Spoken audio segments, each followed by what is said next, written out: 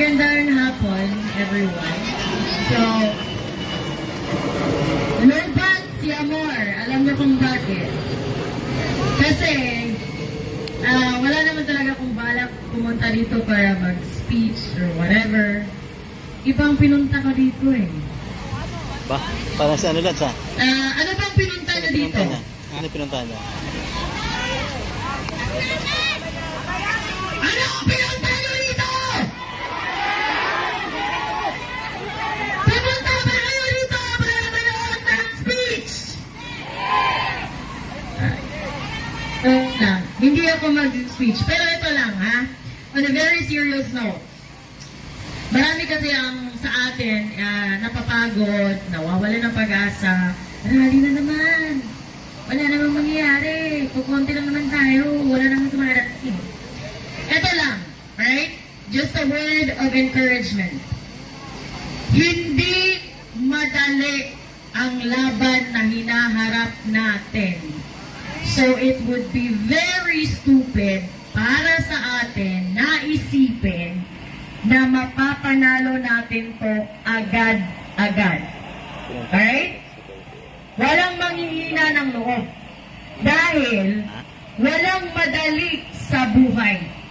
Kailangan mong mag-push back, lumaban, show up even when you don't feel like showing up. Okay? Walang mahina ng loob. Walang susuko.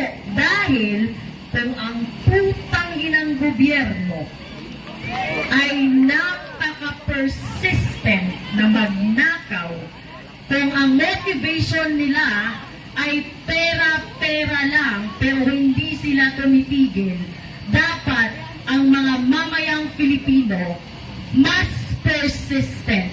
You know why? Our motivation has nothing to do with money.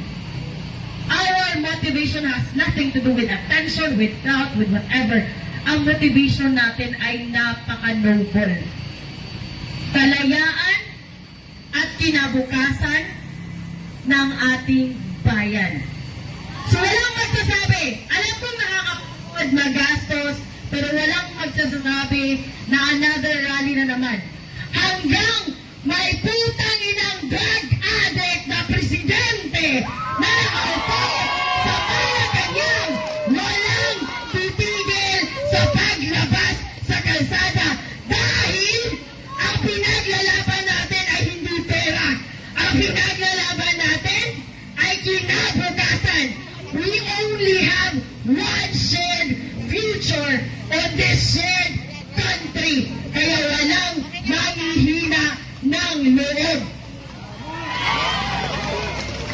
Wow! Maraming salamat, my friend Amor.